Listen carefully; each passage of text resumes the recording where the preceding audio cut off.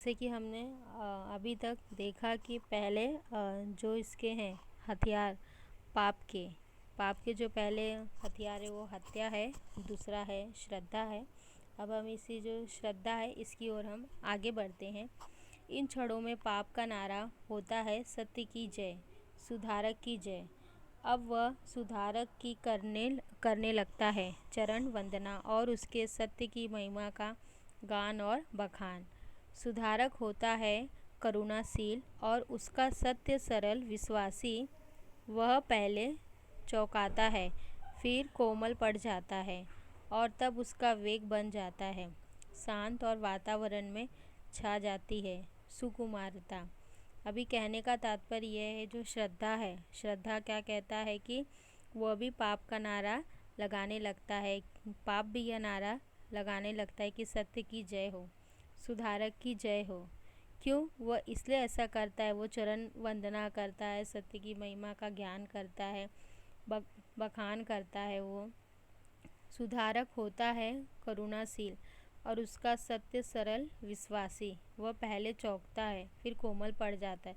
पहले तो सुधारक को लगता है कि जो व्यक्ति इतना हिंसक था वो कैसे इतने सारे बदलाव उसके अंदर आ सकते हैं। पहले तो वो चौंकता है ये सारी चीज़ें देख के, फिर धीरे धीरे वह भी कोमल पड़ जाता है और फिर उसका वेग बन जाता है।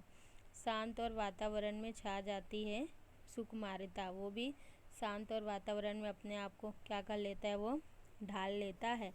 पाप अभी तक सुधारक और सत्य के जो स्रोत पढ़ता जा रहा था उनका करता है यूं उपसंहार। सुधारक महान है, वह लोकोत्तर है, मानव नहीं वह तो भगवान है। अभी देखो जो पाप है वह सुधारक के किस तरह से उसका गुणगान कर रहा है, उसका कि वह तो महान है, लोकोत्तर यानी लोगों से भी बहुत ही ज़्यादा उत्तम है। वह मानव नहीं वह तो भगवान है, वह तीर्थकर है, यानी कि कोई भी महान ज्ञानी है, वो अवतार है, पैगंबर है, संत है। उसकी वाणी में जो है वह स्वर्ग का अमृत है, वह हमारा वंदनीय है, स्मरणीय है। पर पृथ्वी के साधारण मनुष्य के लिए वैसा बनना असंभव है। यानी इतनी सारी उपमा वह जो पाप है वह देता है सुधारक को कि आप ये हो, वो हो, पैगंबर हो, भगवान हो, लोगों से सबसे उत्तम हो, तीर्थ करो, सारी चीज़ें हैं। लेकिन ये सारी बातें बोलना और यह सच में मनुष्य में ये सारी चीज़ें पाना पृथ्वी के साधारण मनुष्य के लिए ये तो असंभव ही है। उस सत्य को जीवन में उतना हमारा आदर्श है, पर आदर्श को कब कहाँ कौन पा सकता है। और इसके बाद उसका नारा होता है महाप्रभु सुधारक वंदनीय है, उसका सत्य महान है, वह लोकोत्तर है। यानी फिर इतना सब कहने के बाद वह कहता है कि सुधारक क्या है, वह महाप्रभु है और वह वंदनीय है, यानी कि उसका हम वंदना कर सकते हैं हम। वह सत्य महान है और वह लोकों से वो बहुत ही उत्तम है। यह नारा ऊंचा उठता रहता है, अधिक से अधिक दूर तक उसकी गूंज फैलती रहती है। लोग उसमें शामिल होते रहते हैं, पर अब उसका ध्यान सुधारक में नहीं, उसकी यानी कि वो ये सारी चीज़ें वो कहता रहता है, बोलता रहता है, यानी उसकी महिमा का गुणगान गाता रहता है और नारा भी वह लगाते रहता है। अधिक से अधिक तक उसकी गूंज भी फैलती रहती है, लोग उसमें शामिल भी होते हैं, पर अब उसका ध्यान सुधारक में नहीं लगता है। उसका तो पूरा ध्यान लोकोत्तरा में समाया रहता है, सुधारक के सत्य में नहीं, उसके सूक्ष्म से सूक्ष्म अर्थों और फलितार्थों के करने में जुटा रहता है। यानी कि अब उसमें सुधारक के सत्य में कोई भी मतलब उसमें ये नहीं रहती, उसके सूक्ष्म से सूक्ष्म, छोटे से छोटे जो उसके अर्थ होते, फलितार्थ जो सही होते रहते हैं, वह करने में क्या कर जाता है, वह जुटा रहता है। अब सुधारक के बनने लगते हैं स्मारक और मंदिर और उसके सत्य और ग्रंथ और भाष्य। बस यही सुधारक उसके सत्य की पराजय पूरी तरह हो जाती है, यानी कि धीरे धीरे पाप क्या हो जाता है, वह पराजित की ओर वो बढ़ने लगता है। सुधारक क्या करता है, वह धीरे धीरे स्मारक, मंदिर, सत्य ग्रंथ और भाष्य यानी कि ये सारी चीज़ें उसमें वो जुट जाता है। सुधारक और उसके सत्य की पराजय पूरी तरह हो जाती है, यानी कि जो सुधारक है बस यही उसके सत्य की पराजय हो जाती है, यहाँ पे बताया गया है। पाप का यह ब्रह्मास्त्र अतीत में अजय रहा है और वर्तमान में भी अजय है। कौन कहता है कि भविष्य में कभी कोई उसकी अजयता को खंडित कर सकेगा या नहीं। अब ये कहा गया है कि पाप ने अपना ब्रह्मास्त्र चलाया और क्या किया, सुधारक को उसने पराजित कर दिया।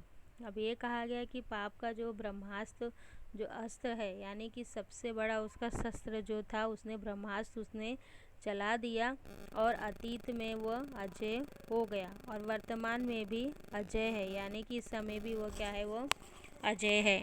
कौन कह सकता है कि भविष्य में कभी कोई उसकी अजयता को खंडित कर सकेगा या नहीं। यानी कि पाप क्या होता है, किसी भी तरह से वो मनुष्य पे हावी हो ही जाता है, श्रद्धा के भाव से या उसकी गुणगान करके, किसी विश्वास से, किसी न किसी भाव से वह क्या कर लेता है, वो सुधारक को पराजित कर देता है और वह स्वयं वो क्या हो जाता है, वह जीत जाता है।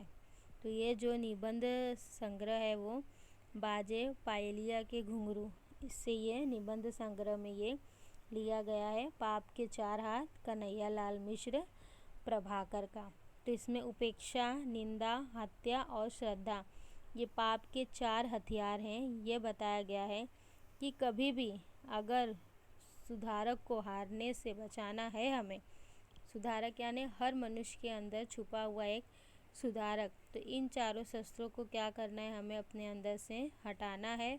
उपेक्षा को, निंदा को, हत्या और श्रद्धा को। कभी कभी बोलते हैं ना, गलत लोग जान लेते कि ये बहुत ही मासूम है, ये अच्छा है, तो उसके सीधेपन का फ़ायदा वो उठाते। अंदर तो उनके जहर रहता है, लेकिन बाहर इस तरह से वो बर्ताव करते हैं कि आप अगर एक सच में अच्छे इंसान हो तो आप उनकी बातों पे आ जाओगे, लेकिन उनके मन में तो पाप छुपा रहता है कि कब मतलब वो दाव पाए और कब आपका गला वो दबा दे।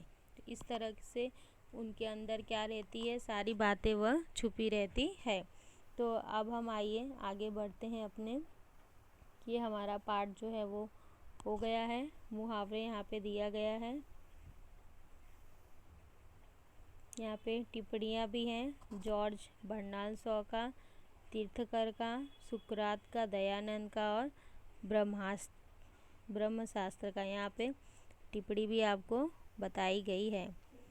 टिप्पणी में जो है यहाँ पे जॉन बर्नार्ड शॉ, इनका पहले ही हमने देख लिया है कि इनका जन्म 26 जुलाई को हुआ था और फिर यह साहित्य में नोबेल पुरस्कार पाए थे ये, और एक बहुत ही ये नाटककार थे, कुशल राजनीतिक शास्त्र थे और समीक्षक भी यह रह चुके हैं ये।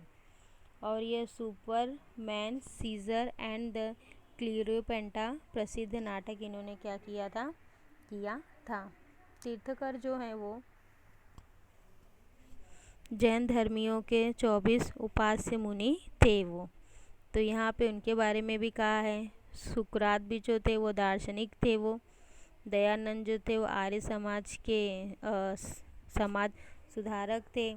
जो ब्रह्मास्त्र है वो क्या है, पुराणों के अनुसार एक ऐसा अस्त्र है जो मंत्र द्वारा चलाया जाता है, यानी से कि वो जो मंत्र का उच्चारण करते हैं हम, तभी वो क्या कहता है, वो पूरी तरह से वो चल जाता है वो।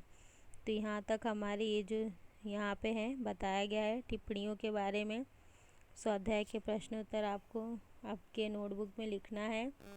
आकलन, शब्द संपदा, अभिव्यक्ति करना है। पाठ पर आधारित लघोत्तरी प्रश्न, साहित्य संबंधित ज्ञान। रचना के आधार पे निम्न वाक्यों के भेद पहचान के लिखिए। ये मैं बता दूंगी, फिर आप इससे आप अपनी ग्रामर के बुक पे आप लिख लीजिएगा। तो हमारा पाप के चार हथियार, ये जो हमारा पाठ है वो आज यहाँ पे क्या हुआ, पूर्ण रूप से हमारा वो पूरा हुआ है ये।